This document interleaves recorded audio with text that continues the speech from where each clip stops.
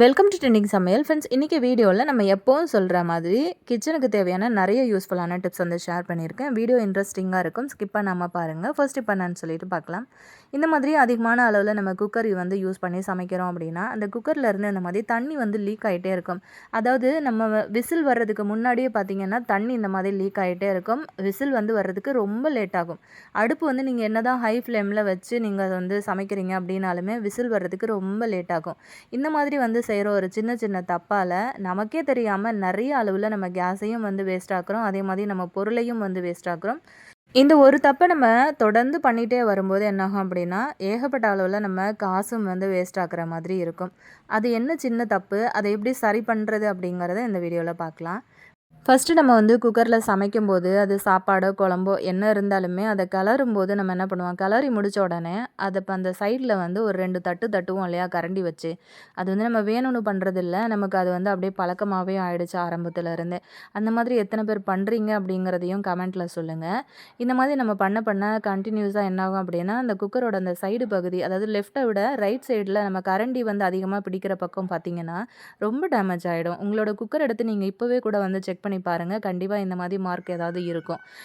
இந்த மாதிரி கண்டினியூஸாக நம்ம வந்து செஞ்சுட்டே இருக்கும்போது நம்ம சமைக்கும்போது மூடிய நல்லா தான் என்ன தான் ஹை ஃப்ளேமில் வச்சுட்டு நீங்கள் க்ளோஸ் பண்ணி வச்சாலுமே உங்களுக்கு வந்து விசில் வர்றதுக்கு லேட் ஆகும். அது ஏன் அப்படின்னா சைடில் வந்து கொஞ்சம் உங்களுக்கு லீக்கேஜ் இருந்துகிட்டே இருக்கிறதுனால உங்களுக்கு தண்ணி வந்து கீழே சிந்த ஆரம்பிக்கும். இது கண்டினியூஸாக நடந்துகிட்டே இருக்கும்போது நமக்கு அதிகமான அளவில் கேஸ் வந்து ரொம்ப செலவாகும். அதே மாதிரி பொருளும் வந்து வீணாக போயிடும். இதை வந்து எப்படி ஈஸியாக நம்ம வீட்டிலேயே சரி பண்ணலாம் அப்படின்னு சொல்லிட்டு பார்க்கலாம். இப்போ இதுக்கு வந்து பார்த்திங்கன்னா நான் சொல்கிற மெத்தடில் நீங்கள் செஞ்சதுக்கு அப்புறமா நீங்கள் ஒன்ஸ் வந்து ட்ரை பண்ணி பாருங்கள். உங்களுக்கு அந்த தண்ணி லீக்கேஜ் ஆகுது அப்படிங்கிற பிரச்சனை வந்து இதுக்கு மேலே இருக்கவே இருக்காது. இப்போ ஒரு ரூ. 10 15 செலவு பண்ணிங்க அப்படின்னாலே போதும். உப்பு காகிதம் அப்படின்னு சொல்லிட்டு நீங்கள் கடைகளில் கேட்டிங்க அப்படின்னா கிடைக்கும். இந்த மாதிரி தான் இருக்கும், நிறைய கலரில் உங்களுக்கு வந்து கிடைக்கும். ஸோ ரூ. 10 ரூ. 15 ரூ. 20 அந்த மாதிரி தான் இருக்கும். இப்போ அந்த பேப்பர் வாங்கிட்டு வந்ததுக்கப்புறம் ஒரு சின்ன துண்டு பீஸ் மட்டும் அப்படியே பிச்சு எடுத்துக்கோங்க, கட் பண்ணிங்கனாலும் வரும். அதை வந்து இந்த மாதிரி டேமேஜாக இருக்குது இல்லையா, அந்த பக்கத்தில் வந்து வச்சு இப்படி தேய்ச்சி விடுங்க. இப்படி கொஞ்சம் நேரம் தேய்ச்சிங்க அப்படின்னா அது அப்படியே அந்த டேமேஜாக இருக்கிறது எல்லாமே உங்களுக்கு மறைஞ்சு எல்லாமே ஒரே ஈவனாக வந்துடும். எல்லா பக்கமுமே வந்து சுற்றி தேய்ச்சி விடுங்க. இந்த மாதிரி தேய்ச்சதுக்கப்புறம் அந்த குக்கரோட வாய்ப்பகுதி ஒரே ஈவனாக இருக்கும் உங்களுக்கு. இப்போ நான் திரும்ப கொஞ்சமாக தண்ணி ஊற்றி அதுக்கப்புறம் அடுப்பை வந்து நல்லா ஹை ஃப்ளேமில் வச்சுருக்கேன் பாருங்கள். இப்போ ஈஸியாக வந்து விசில் வந்து வர ஆரம்பிக்கும். அதே மாதிரி தண்ணி வந்து லீக்கேஜ் ஆகவே ஆகாது. வீடியோ நான் எந்த இடத்துலையுமே வந்து ஸ்கிப் பண்ணலை, பார்த்துட்டே இருக்கும்போது உங்களுக்கு புரியும் பாருங்கள். ஃபஸ்ட்டு நம்ம வந்து வச்சுருக்கும்போது தண்ணி எந்தளவுக்கு லீக்கேஜ் ஆச்சு, இப்போ பாருங்கள் தண்ணி வந்து சுத்தமாக லீக்கே ஆகலை. அடுப்பும் வந்து நல்லா ஹை ஃப்ளேமில் எரியுது. அதே மாதிரி விசிலும் வந்து நல்லா வந்துட்டு இருக்குது. இது ரொம்ப யூஸ்ஃபுல்லான ஒரு டிப்ஸாக இருக்கும் அப்படின்னு நினைக்கிறேன். நம்மள நிறைய பேர் வந்து செய்கிற ஒரு சின்ன தப்பு தான், இருந்தாலுமே வந்து ஈஸியாக நம்ம சரி பண்ணிக்க முடியும். கண்டிப்பாக இந்த ஐடியா பிடிச்சிருந்ததுன்னா லைக் பண்ணுங்கள். லைக் பண்ணும்போது ஹைப் பட்டனை வந்து கிளிக் பண்ண மறந்துடாதீங்க. இப்போ அடுத்த டிப் பார்க்கலாம். இந்த மாதிரி ரொம்ப அழுக்காக இருக்குது, எண்ணெய் பிசுக்காக இருக்கிற பர்னரை ரொம்ப ஈஸியாக க்ளீன் பண்ணுறதுக்கு நம்ம என்ன பண்ணலான்னு சொல்லிட்டு பார்க்கலாம். ரொம்ப நேரம் நீங்கள் கஷ்டப்பட்டு கை வலிக்க தேய்க்கணும் அப்படின்னு கிடையாது. இந்த மாதிரி ஒரு கொட்டாங்குச்சி வந்து எடுத்திருக்கேன். அதே மாதிரி கொஞ்சமாக அந்த ஹார்பிக்கை வந்து கொட்டாங்குச்சிக்கு உள்ள பர்னரை வச்சுட்டு அதுக்கு மேலே ஹார்பிக்கை வந்து ஊற்றி விட்டுருங்க.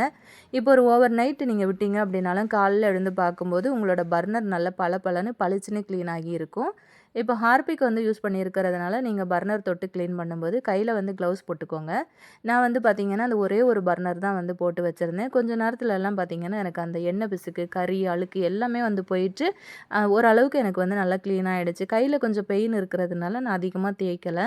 நீங்கள் கொஞ்சம் அழுத்தம் கொடுத்து தேய்ச்சிங்க அப்படின்னா அந்த கொஞ்சம் நஞ்சம் பிடிச்சிட்ருக்க அந்த கருப்பு கலராக இருக்கிற பிசுக்கு கூட உங்களுக்கு சூப்பராக போயிடும்.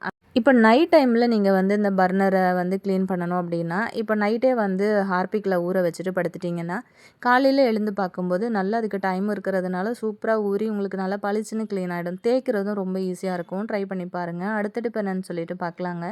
இந்த மாதிரி சிங்க் ஃபுல்லாக பாத்திரம் இருந்தாலும் கூட கணக்கில் பாத்திரம் இருந்தாலும் சோப்பில் தொட்டு தொட்டு நீங்கள் பாத்திரம் கழுவணும்னு அவசியம் இல்லைங்க. இப்போ நான் சொல்கிற ஐடியா படி நீங்கள் ட்ரை பண்ணி பாருங்கள். பாத்திரம் கழுவுறதுக்கு ரொம்பவே ஈஸியாக இருக்கும் உங்களுக்கு இந்த ஐடியா. நிறைய பேருக்கு பார்த்திங்கன்னா நம்ம சோப்பில் தொட்டு தொட்டு வந்து கழுவும்போது சில சமயத்தில் அலர்ஜி மாதிரி இருக்கும் கையில். சிலருக்கு ஒத்துக்கவே ஒத்துக்காது. அந்த மாதிரி இருக்கிறவங்கலாம் கண்டிப்பாக இதை வந்து ட்ரை பண்ணலாம். இது நம்ம சோப்பு யூஸ் பண்ணி தான் நம்ம பண்ண போகிறோம். ஆனால் வந்து அடிக்கடி நீங்கள் சோப்பு தொடணும் அப்படின்லாம் அவசியம் கிடையாது. அதுக்கு பார்த்திங்கன்னா இந்த மாதிரி ஒரு சோப்பு நான் எடுத்திருக்கேன். நீங்கள் பாத்திரம் கழுவுறதுக்கு யூஸ் பண்ணுற எந்த சோப்பு நீங்கள் யூஸ் பண்ணுறீங்களோ அதுவே வந்து எடுத்துக்கோங்க. இப்போ இந்த சோப்பையும் வந்து நம்ம ஃபுல்லாக யூஸ் பண்ண போகிறது கிடையாது. ஒரு தடவை நம்ம தண்ணியில் போட்டுட்டோம் அப்படின்னா, அந்த சோப்பு 1 வாரம் வரைக்கும் தான் நமக்கு வந்து தாங்கும்.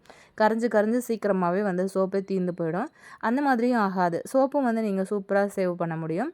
ஒரு பக்கமாக வந்து மட்டும் இந்த மாதிரி துருவி எடுத்துக்கோங்க. நான் வந்து இந்த மாதிரி துருவுறேன் இல்லையா? ஸோ இந்த மாதிரி வந்து கேரட் துருவுற பீலர் எதுனா இருந்ததுன்னா, அதை யூஸ் பண்ணி இந்த மாதிரி நீங்கள் துருவிக்கோங்க. ஒரு பக்கமாக தான் நான் வந்து துருவியிருக்கேன். இப்போ நீங்கள் ஒரு ரூ. 5 சோப்பு எடுத்தீங்க அப்படின்னா, மாதம் முழுக்க கூட நீங்கள் வந்து வச்சு யூஸ் பண்ணி பாத்திரம் கழுவலாம். இப்போ நான் சொல்கிற மெத்தட் படி நீங்கள் செஞ்சீங்க அப்படின்னா, இந்த அளவுக்கு தான் நான் வந்து சோப்பு துருவி எடுத்திருக்கேன். இப்போ இது கூட நம்ம என்ன சேர்க்க போகிறோம்னு பார்த்தீங்கன்னா, நான் வந்து ஈனோ வந்து சேர்த்துருக்கேன். இது வந்து ஒரு 2 ஸ்பூன் அளவுக்கு நான் சேர்த்துருக்கேன். இந்த ஈனோ உங்ககிட்ட இல்ல அப்படின்னா, நீங்க தாராளமா வந்து இட்லி சோடா தூள் இருக்குல்ல, அது ஒரு 2 ஸ்பூன் அளவுக்கு வந்து சேர்த்துக்கலாம். ஒரு 2 ஸ்பூன் அளவுக்கு மட்டும் சேர்த்து, நல்லா இத வந்து மிக்ஸ் பண்ணிட்டு, நல்லா கை வச்சு கலந்து விடுங்க. நல்லா அந்த சோப்பு வந்து துருவி இருக்கிறதுனால, கொஞ்சம் சின்ன சின்ன பீஸா நமக்கு உடைஞ்சு கிடைக்கும். அப்பதான் இது வந்து நம்ம ஊற வைக்கும்போது ஈஸியா இருக்கும் நமக்கு அது கரையிறதுக்கு. இந்த மாதிரி ஒரு பவுல்ல வந்து சேர்த்துக்கலாம். இப்போ இத வந்து கொஞ்சமா தண்ணி ஊத்தி விட்டுருங்க. இப்போ இதுக்கு வந்து நீங்க ஒரு 1/4 லிட்டர் அளவு வரைக்கும் கூட தண்ணி வந்து ஊத்திக்கலாம். நல்லாவே உங்களுக்கு பாத்திரம் கழுவும்போது சூப்பரா நுரைச்சு வரும். இப்போ நம்ம ஈனோவும் வந்து சேர்த்துருக்குறோம் இல்லையா? தண்ணி கொஞ்சம் ஊத்துனோனே பாருங்க எந்த அளவுக்கு நல்லா திக்கா வந்திருக்குன்ட்டு. இப்போ நான் கை வச்சு நல்லா அந்த சோப்பு கரையிற அளவுக்கு நான் பெசஞ்சு விட்டுர்றேன். இப்போ இதுக்கு வந்து நம்ம ஏதாவது ஒரு ஸ்ப்ரே பாட்டில் எடுத்துக்கோங்க. ஸ்ப்ரே பாட்டில் இல்ல அப்படின்னா, இந்த மாதிரி எதனா ஒரு வாட்டர் பாட்டில் வந்து யூஸ் பண்ணிக்கோங்க. அந்த மூடியில வந்து பார்த்தீங்கன்னா, ஒரு 4, 5 ஓட்டைய வந்து இந்த மாதிரி போட்டு விட்டுக்கோங்க. ரொம்ப பெருசா போட்டுறாதீங்க. சின்ன ஓட்டையா போடுங்க. இப்ப நான் போட்ட ஓட்டையே வந்து பார்த்தீங்கன்னா, கொஞ்சம் பெருசு தான். அதனால அதிகமான அளவுல நமக்கு லிக்விட் வந்து செலவாகும். ஸோ 1, 2 ஓட்ட மட்டும் சின்னதா போட்டுக்கோங்க. இப்போ அந்த தண்ணிய வடிகட்டி ஒரு டம்ளர்ல எடுத்து வச்சிருக்கேன். கூடவே ஒரு 1/2 மூடி அளவுக்கு எலுமிச்சம்பழ சாறு வந்து பிழிஞ்சு விட்டுருக்கேன். இப்போ நம்மளோட பாத்திரம் கழுவுற லிக்விட் வந்து சூப்பரா ரெடி ஆயிடுச்சு. அத வந்து இந்த பாட்டில்ல சேர்த்துட்டு, கூடவே இன்னும் எக்ஸ்ட்ரா ஒரு 2 டம்ளர் அளவுக்கு நான் வந்து தண்ணி சேர்த்துருக்கேன். இப்போ இதுவே பார்த்தீங்கன்னா, எனக்கு 10 நாளைக்கு பாத்திரம் கழுவுற அளவுக்கான லிக்விட் வந்து சூப்பரா ரெடி ஆயிடுச்சு. இந்த மாதிரி செஞ்சீங்க அப்படின்னா, ஒரு சோப்பு வாங்குனீங்கன்னா, கண்டிப்பா ஒரு 3 மாசத்துக்கு மேலவே வந்து வச்சு நீங்க யூஸ் பண்ணி பாத்திரம் கழுவலாம். இந்த மாதிரி லிக்விட் வந்து ரெடி பண்ணி வச்சதுக்கு அப்புறமா, இப்ப இத வந்து நம்ம எப்படி பாத்திரம் கழுவுறதுக்கு யூஸ் பண்றதுன்னு பார்க்கலாம். ஃபர்ஸ்ட்டு வந்து சிங்க்ல பாத்திரம் போடுறதுக்கு முன்னாடியே, இப்போ பாத்திரத்தில ஏதாச்சும் வந்து ஃபுட் பார்ட்டிகல்ஸ் வந்து வேஸ்டேஜா இருக்கு இல்லையா? இப்ப கருவேப்பில, தக்காளி அந்த மாதிரிலாம் இருந்ததுன்னா, அது எல்லாத்தையுமே அலசி எடுத்துட்டு கழுவுறதுக்கு நீங்க சிங்க்குள்ள போட்டு விட்டுருங்க. போட்டதுக்கப்புறமா எல்லா பாத்திரத்துலயும் கொஞ்சம் கொஞ்சம் தண்ணி வந்து தெளிச்சு விடுங்க. அப்பதான் பாத்திரம் கழுவும்போது ஈஸியா இருக்கும். எதுனா கறைகள் இருந்ததுன்னா சீக்கிரம் நமக்கு ஊறி வந்துரும். இப்போ பாத்திரத்துல இருக்கிற தண்ணி எல்லாத்தையுமே கீழ கவுத்து விட்டுட்டு, இப்போ நம்ம வந்து ரெடி பண்ணி வச்சிருக்கிறோம் இல்லையா? இந்த லிக்விட எல்லா பாத்திரத்துலயுமே வந்து தெளிச்சு விடுங்க.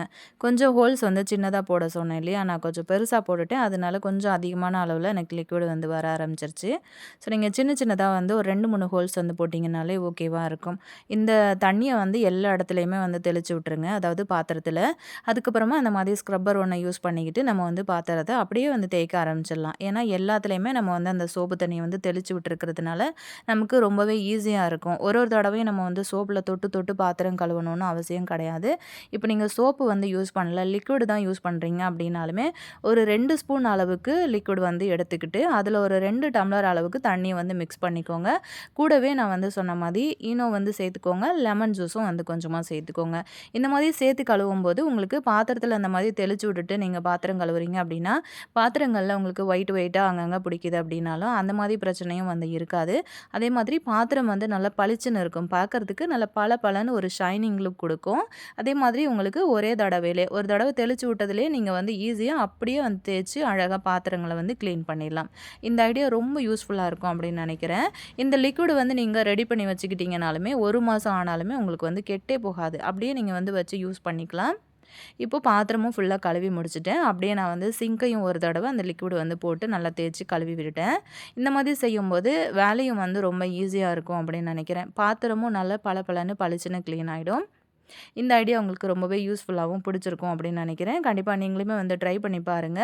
அப்படியே அந்த ஐடியா பிடிச்சிருந்தது அப்படின்னா, வீடியோக்கு ஒரு லைக் குடுத்துட்டு, அப்படியே அந்த ஹைப் பட்டனையும் வந்து கிளிக் பண்ணிக்கோங்க. பாருங்க இப்போ ஒரு கூட பாத்திரமும் நான் வந்து கழுவி அடுக்கி வச்சுட்டேன். இந்த லெமன் ஜூஸு, ஈனோலாம் நம்ம வந்து சேர்த்ததுனால பாத்திரமும் நல்லா பளிச்சுன்னு இருக்குது பாருங்கள் பார்க்குறதுக்கு. ஸோ கண்டிப்பாக இந்த ஐடியா பிடிச்சிருந்ததுன்னா லைக் பண்ணிவிட்டு உங்கள் ஃப்ரெண்ட்ஸ் கூட ஷேர் பண்ணிக்கோங்க. லைக் கொடுக்கும்போது மறக்காமல் அந்த ஹை பட்டனையும் வந்து கிளிக் பண்ண மறந்துடாதீங்க. இப்போ நம்ம அடுத்த டிப் பார்க்கலாம். இந்த மாதிரி ஒரே ஒரு பிளேட்டு மட்டும் யூஸ் பண்ணி நம்ம இன்றைக்கி எப்படி ஈஸியாக பூ கட்டுறது அப்படின்னு சொல்லிட்டு பார்க்கலாம். நிறைய பேர் வந்து பூ கட்ட தெரியாதவங்களும் இருப்பீங்க இல்லையா? கண்டிப்பாக யூஸ்ஃபுல்லாக இருக்கும். இந்த மாதிரி பிளேட் வந்து எடுத்துக்கிட்டு அதில் நான் இன்றைக்கி உள்ளன் நூல் தான் வந்து எடுத்திருக்கேன். அதை இந்த மாதிரி நான் சுற்றுற மாதிரி ஒரு 2 சுற்று மட்டும் ஃபஸ்ட்டு சுற்றி எடுத்துக்கோங்க. எடுத்துக்கிட்டு இந்த மாதிரி ஒரு சின்ன முடிச்சை வந்து போட்டு விட்டுருங்க. முடிச்சு போடும்போது நல்லா இறுக்கமாக வந்து போடுங்க. அதே மாதிரி அந்த நூல் வந்து சுற்றி இருக்கு இல்லையா, அந்த நூலும் நல்லா டைட்டாக இருக்கிற மாதிரி பார்த்துக்கோங்க. இப்போ இந்த மாதிரி வந்து முடிச்சு போட்டதுக்கப்புறம் அந்த சின்ன துண்டு நூல் இருக்கும்ல, அதை வந்து மட்டும் கட் பண்ணி விடுங்க. மீதி அப்படியே லென்த்தியாக இருக்கிற நூலை மட்டும் கொஞ்சம் அப்படியே நல்லா நீளமாக விட்டு கட் பண்ணிக்கோங்க. இப்போது நமக்கு வந்து இது சூப்பராக ரெடி ஆகிடுச்சு. இப்போ நல்லா டைட்டாக இருக்கிறதுனால நமக்கு வந்து இப்போ சின்ன சின்ன மல்லி மொட்டாக இருந்தாலுமே அந்த காம்பு வந்து ரொம்ப குட்டி குட்டியாக இருந்தது அப்படின்னாலுமே ரொம்ப ஈஸியாக நீங்கள் வந்து வச்சு கட்டலாம். அதே மாதிரி உங்களுக்கு பூ வந்து கட்டவே தெரியாது. இதுவரைக்கும் எனக்கு வந்து பூ கட்டவே தெரியாது அப்படிங்கிறவங்களுக்கு கூட இந்த ஐடியா ரொம்ப யூஸ்ஃபுல்லாக இருக்கும். அடுத்தவங்க கிட்ட கொடுத்து தான் பூ கட்டி வாங்கணும் அப்படின்னு நிறைய பேர் வந்து அந்த மாதிரி பண்ணுவீங்க. அந்த மாதிரி வந்து நீங்கள் பண்ணணும் அப்படின்னு அவசியம் கிடையாது. இந்த ஐடியா பிடிச்சிருந்ததுன்னா பூ கட்ட தெரியாத உங்கள் ஃப்ரெண்ட்ஸ் யாராச்சும் இருந்தாங்க அப்படின்னாலுமே அவங்களுக்குமே வந்து ஒரு ஷேர் கொடுங்க. நடுவில் பார்த்திங்கன்னா அந்த நூல் இருக்கு இல்லையா, அதை கொஞ்சம் கொஞ்சமாக நீக்கி நீக்கி நீங்கள் இந்த மாதிரி பூவை உள்ளே வச்சு வச்சு அழகாக அந்த மாதிரி கட்டலாம். நல்ல நெருக்கமாக வரும். இதுலேயே வந்து நிறையா டிஃப்ரெண்ட் டைப்பில் நீங்கள் வந்து பூ கட்டலாம். நடுவில் வந்து சின்ன சின்னதாக ரோஸ் பெட்டல்ஸ் இருக்கு இல்லையா, அதை கூட மடித்து மடித்து நடுவில் வச்சு வச்சு கட்டும்போது உங்களுக்கு நல்லாயிருக்கும், கலர்ஃபுல்லாக இருக்கும் பார்க்குறதுக்கு. இந்த மாதிரி வந்து கட்டலாம். இதுலேயே நான் வந்து ரோஸும் சாமந்தியும் கூட வந்து வச்சு கட்டி காமிச்சிருக்கேன். ஸோ வீடியோ ஸ்கிப் பண்ணாமல் பார்த்துட்டே இருங்க. நான் வந்து ஹை பட்டனையும் வந்து கிளிக் பண்ணுங்கள் அப்படின்னு சொல்கிறதுனால நிறைய பேர் வந்து ஹை பட்டன்னா என்ன அப்படின்னு கேட்குறீங்க. நம்ம வந்து இப்போ லைக் கொடுக்கும்போது இப்போ யூடியூப் வந்து புதுசாக ஒரு அப்டேட் கொடுத்துருக்குறாங்க, ஹைப் அப்படிங்கிற ஒரு ஆப்ஷனு. அதையும் நீங்கள் கிளிக் பண்ணிங்க அப்படின்னா ஒரு குறிப்பிட்ட அளவு பாயிண்ட்டு இந்த வீடியோவுக்கு வந்து கிடைக்கும். ஸோ அந்த மாதிரி பாயிண்ட்ஸ் வந்து அதிகமாகும்போது இந்த வீடியோவை வந்து இன்னும் நிறைய பேருக்கு வந்து யூடியூப் எடுத்துகிட்டு போய்ட்டு சேர்ப்பாங்க. ஸோ அதனால தான் நீங்கள் வந்து லைக் கொடுக்கும்போது ஹை பட்டனையும் வந்து கிளிக் பண்ண மறந்துடாதீங்க அப்படின்னு நான் சொல்கிறது. ஸோ பாருங்கள், சூப்பராக நம்ம வந்து நல்லா நெருக்கமாக மல்லி வந்து அழகாக கட்டி எடுத்துட்டோம். இப்போ நான் அதை வந்து கட் பண்ணி எடுத்துக்கிட்டேன் பாருங்கள். மேலே அந்த முன்னாடி பின்னாடி இருக்கிற நூலை மட்டும் அழகாக இப்படி கட் பண்ணி எடுத்துட்டிங்க அப்படின்னா ரொம்ப ஈஸியாக உங்களுக்கு வந்து வேலை முடிஞ்சிடும். ஒரு சீரியல் பார்க்குற டைமில் கூட அழகாக நீங்கள் வந்து பூ வந்து இந்த மாதிரி நல்லா நெருக்கமாக கட்டி எடுத்துடலாம். ரொம்ப ஈஸியான ஐடியாவாக இருக்கும்னு நினைக்கிறேன். இதே மாதிரி மெத்தட் யூஸ் பண்ணி நீங்கள் முல்லைப்பூ, ஜாதி மல்லி இந்த மாதிரி எது வேணும்னாலுமே கட்டலாம். சின்ன பூ தான் கட்டணும் அப்படின்னு கிடையாது. நீங்கள் பெரிய பூவுமே வந்து கட்டலாம். இப்போ நீங்கள் சாமிக்கெல்லாம் வந்து பூ வைக்கிறீங்க அப்படின்னா மாலை மாதிரி கட்டி போடுவீங்க இல்லையா, அதையும் இப்போ நான் சொல்கிற மெத்தடில் வந்து கட்டிக்கோங்க. இப்போ நம்ம முன்னாடியே வந்து பிளேட்டில் நூல் வந்து சுற்றி எடுத்தோம் இல்லையா, அதே மாதிரி வந்து நான் சுற்றி எடுத்து வச்சுருக்கேன். இப்போ இதுக்கு வந்து பார்த்திங்கன்னா காம்புகள் எல்லாத்தையுமே நான் வந்து கட் பண்ணி எடுத்துக்கிட்டேன். இப்போ பார்த்திங்கன்னா ஃபஸ்ட்டு சாமந்தி அந்த மாதிரி வந்து வச்சுட்டு அதுக்கப்புறம் ஒரு முடிச்சு வந்து இப்படி போட்டு விட்டுருங்க. ரொம்ப வந்து அழுத்தி முடிச்சு போட்டிங்கன்னா பூ வந்து பிஞ்சு போயிடும். நல்லா மைல்டாக லேஸாக வந்து போடுங்க. இப்போ அடுத்தடுத்து ஒரு சாமந்தி ஒரு ரோஸுன்னு அப்படியே வச்சு வச்சு நான் இந்த மாதிரி கட்டிட்டேன். இந்த மாதிரி நல்லா லென்த்தியாக கட்டி எடுத்தீங்க அப்படின்னா உங்களுக்கு ரொம்ப ஈஸியாக வேலை முடிஞ்சிடும். அதே மாதிரி நீங்கள் இப்போ சாமிக்கு மாலை மாதிரி கட்டி போடணும் அப்படின்னாலும் சின்ன மாலையாக கூட நீங்கள் இந்த மாதிரி ஒரு மெத்தட் யூஸ் பண்ணி கட்டி போடலாம். இதுக்கு பிளேட்டு தான் வந்து யூஸ் பண்ணிக்கணும் அப்படின்னு கிடையாது. நான் ஒரு சாம்பிளுக்காக நான் உங்களுக்கு பிளேட் வந்து வச்சு காமிச்சிருக்கேன். நல்லா லென்த்தியாக ஏதாச்சும் ஒரு போர்டு அந்த மாதிரி இருந்தது அப்படின்னா கூட இப்போ கட்டிங் போர்டெல்லாம் இருக்கும் இல்லையா, அது கூட நீங்கள் ஈஸியாக யூஸ் பண்ணிக்கலாம். அது இன்னுமே உங்களுக்கு பூ கட்டுறதுக்கு நல்ல பூ வந்து லென்த்தாக வரும். இப்போ பாருங்கள், ரொம்ப அழகாக நம்ம வந்து கட்டி எடுத்துட்டோம். பார்க்கவே ரொம்ப அழகாக இருக்குல்ல. நீங்கள் சாமிக்கும் வச்சுக்கலாம், இல்லை நீங்கள் தலையில் வைக்கிறதா இருந்தாலும் வச்சுக்கலாம். ரொம்ப க்யூட்டாக அழகாக இருக்கும். நீங்களுமே வந்து ட்ரை பண்ணி பாருங்கள். அப்படியே மறக்காமல் உங்கள் பூ கட்ட தெரியாத ஃப்ரெண்ட்ஸ் யாராச்சும் இருந்தாங்க அப்படின்னாலுமே அவங்களுக்கும் ஷேர் கொடுத்துருங்க. நம்ம இப்போ அடுத்த டிப் என்னன்னு சொல்லிட்டு பார்க்கலாம். தயிர் எப்போவுமே நம்ம வந்து உர ஊற்றி வைக்கிறோம் அப்படின்னா நமக்கு வந்து முன்னாடியே புளித்த தயிர் வந்து கொஞ்சம் இருக்கணும் இல்லையா, அதாவது உர தயிர் அப்படின்னு சொல்லுவோம். அந்த தயிர் இருந்துச்சு அப்படின்னா தான் நம்மளால் வந்து தயிருக்கு வந்து ரெடி பண்ண முடியும். ஸோ அந்த உர தயிரே இல்லாமல் நம்ம வீட்டில் இருக்கிற ஒரு சில பொருட்களை மட்டும் யூஸ் பண்ணி எப்படி வந்து தயிர் ரெடி பண்ணுறதுன்னு சொல்லிட்டு பார்க்கலாம். அதுவும் நல்லா திக்கான தயிர் போடுறது எப்படின்னு பார்க்கலாம். பால் வந்து பார்த்திங்கன்னா இந்த மாதிரி காய்ச்சி எடுத்திருக்கேன். ஒரு 1/2 லிட்டர் அளவுக்கு பால் வந்து தண்ணி சேர்க்காமல் நான் வந்து காய்ச்சி எடுத்திருக்கேன். ஸோ ரொம்ப நேரம் கொதிக்க விடணும்னு அவசியம் கிடையாது. தயிர் பொறுத்த வரைக்கும் பார்த்திங்கன்னா பால் ரொம்ப நேரம் கொதிக்க விட தேவையில்ல. ஒரு 4, 5 தடவை பொங்கி வந்துச்சுன்னா போதும். அப்படியே ஆஃப் பண்ணிவிட்டு நம்ம வந்து தயிர் கொஞ்சம் வெதுவெதுப்பான சூடு வர்ற வரைக்கும் அப்படியே வச்சிடலாம். கொஞ்சம் நேரம் கழித்து நல்ல கை பொறுக்கிற சூடு வந்து வரும் பாருங்கள். அந்த டைமில் நம்ம இதை வந்து ஊற்றுறதுக்கு ஸ்டார்ட் பண்ணிடலாம். இந்த மாதிரி ஒரு 2 கிண்ணத்தில் நான் வந்து இன்றைக்கி ஊற்றி வைக்க போகிறேன். நெறைய பேர் வந்து பார்த்தீங்கன்னா, நம்ம சேனல்ல கிவ் அவே போயிட்டுருக்கிறதுனால நல்ல டீட்டெயிலான கமெண்ட் வந்து குடுக்குறீங்க. எல்லாமே நல்ல பாசிட்டிவான கமெண்ட்ஸ் தான் என்னால பார்க்க முடியுது. டிப்ஸ் வந்து புடிச்சிருக்கு அப்டின்னா மட்டுமே வந்து நீங்க ஒரு நல்ல கமெண்ட்ஸ் குடுக்குறதுல பிரச்சனை இல்ல. டிப்ஸ் வந்து நல்லா இல்ல, ஏதாவது சேஞ்ச் பண்ணலாம், இல்ல இத இப்டி பண்ணா நல்லாயிருக்கும், அப்டி பண்ணா நல்லாயிருக்கும் அப்டின்னு நீங்க ஏதாவது சொல்லணும்னாலும் தாராளமா நீங்க வந்து சொல்லலாம். ஸோ கண்டிப்பா அதையும் நான் வந்து ஏத்துப்பேன். ஸோ எல்லாத்துக்குமே நீங்க வந்து நல்ல ஒரு பாசிட்டிவான கமெண்ட்ஸ் தான் குடுக்கணும் அப்படின்லாம் கிடையாது. தப்பு இருந்ததுனாலும் சொல்லுங்க. ஒண்ணுமே பிரச்சனை இல்ல. இப்போ வந்து பார்த்தீங்கன்னா, நம்ம வந்து மிளகா தான் சேர்த்துருக்கோம். இப்போ இந்த காம்போட வந்து சேர்த்துக்கோங்க. பச்சை மிளகா வந்து ஒண்ணுலயும், காஞ்ச மிளகா ஒண்ணுலயும் வந்து சேர்த்துருக்கேன். இந்த மாதிரி சேர்த்துட்டு நல்லா கலந்து விட்டுட்டு, அப்படியே இத வந்து மூடி போட்டு ஒரு ஓவர் நைட் நம்ம வந்து அப்படியே வச்சிடலாம். இந்த மாதிரி வைக்கும்போதும் பார்த்தீங்கன்னா, உங்களுக்கு உர தயிரே வந்து தேவைப்படாது. இது நெறைய பேருக்கு தெரிஞ்சிருக்கும். தெரியாத ஒரு சில பிகினர்ஸா இருக்கீங்க, இப்போ தான் சமைக்க ஸ்டார்ட் பண்ணியிருக்கீங்க அப்படின்னாலுமே, உங்களுக்கு தெரியலனாலுமே இந்த ஐடியா ரொம்ப யூஸ்ஃபுல்லா இருக்கும். அதாவது உரத்தயிர் இல்லாத நேரத்தில கண்டிப்பா இது உங்களுக்கு கை குடுக்கும் அப்படின்னு நெனைக்கிறேன்.